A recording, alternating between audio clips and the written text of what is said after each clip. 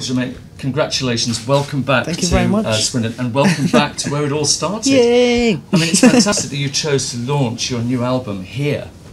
It's fantastic that they let me launch it here, as there's been amazing support. And of course, all the fans that have been with you all the way, I know you're incredibly grateful to them. Of course, and Swindon have been, like, we broke the record on the show for 28,000 people turning up to the homecoming, and I was like, whoa! Like, I couldn't see the end, and I don't know who counted it, but 28,000. Swindon did me proud. Now, you seem to be able to keep your feet very firmly on the ground despite everything you've been through. Are there any sort of things you've been doing specifically to do that, or you just managed to keep it in your head to stay level? I think you just need to remind yourself where you're from. But for me, it's like written in my brain. It's been beaten into me. It's been there. It's there. Like, I can't change it. I wouldn't change it because it's who I am. Now, looking at the album itself, clearly it's fantastic that you've been able to get this album out so quickly and doing really well. A lot of people are saying, you know, when you look at some of the other X Factor people, hey, look how well you've done. But looking at the individual music and the inspiration for it, how difficult was it for you to pick those tracks? I think through the show, because we had so much song selection through the show, the only song that I picked on the show was I Look to You. So I had so many songs built up inside of me, like, oh, I want to do this, I want to do this.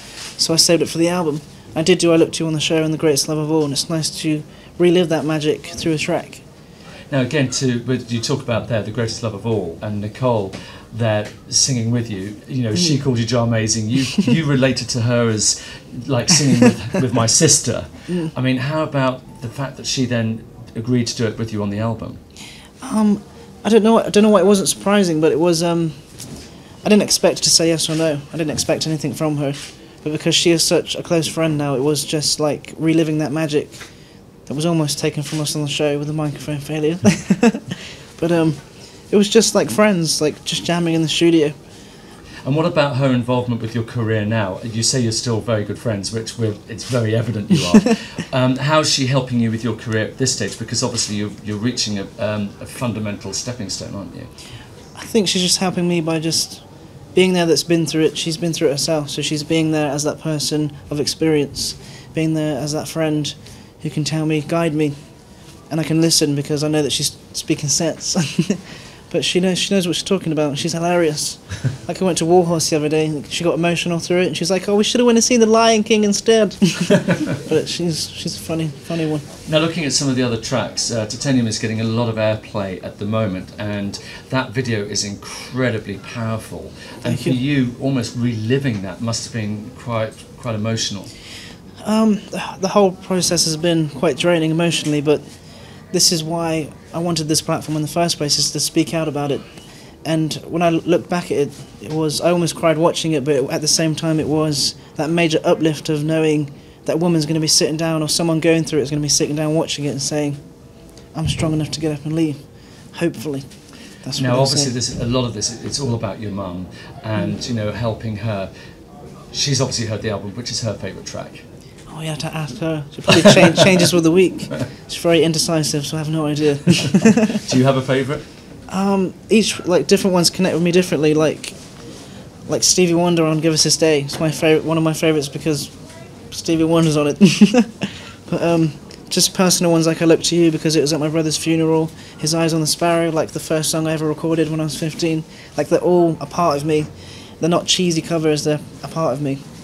Now, coming back to Swindon and all the fans who are all waiting outside for you, I mean, what's going through your mind when you're walking past the same shelves that you were stacking, you know, just over a year ago, and now you've got a whole crowd waiting for you to applaud you for your new album?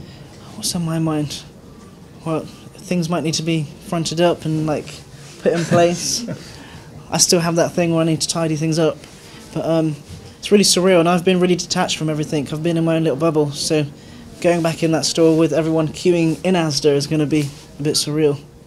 And for the people of Swindon who supported you all the way, I know you can't really get over that, can you? I can't get over it, and today, that's why I've put this the first time, like, coming back. The first signing is here in Swindon, and it's always going to be that thankfulness, that gratefulness, because they got me through second place. Like, Thanks, you guys. Now, I know the charity with your mum is incredibly important, but also your faith is driving you through a lot as well. You're talking about your gospel choir work and things like that earlier on. And the album's very spiritual. Like, I didn't want it to be too in your face because I don't want people to switch off to it.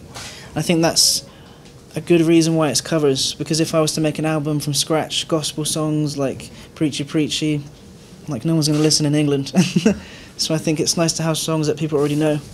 And it's important to me, like, I'm going to share it because it helped me get through tough times. So I'm going to share it with people so they have it and hopefully get through their tough time. Social side of Asda is incredible. Like, just working on the markdowns, the amount of people that you meet that are different. Like, for me, my favourite is the elderly people that come in. And they're not coming in to shop, they're coming in to talk to you. That's what I miss in Asda. Right. But those life lessons, I mean, you're talking there about perfectionism, and you can see the way you're dressed today, and everything we've ever seen from you, you're always immaculate and perfect.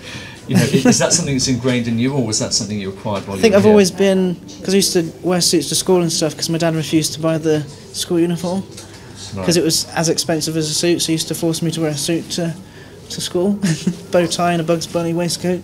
So I've always been like having to sit like this. But in Asda you have to present yourself a certain way. And what about the future? Where's next? What's your next plan? Well, I keep saying that I'm going to be there singing Oprah Winfrey, so we'll see how far that goes. We'll do our best for you. Thank you very much. Thank you very much indeed. Yay. Thank you. Thank you. Thank you. Thanks.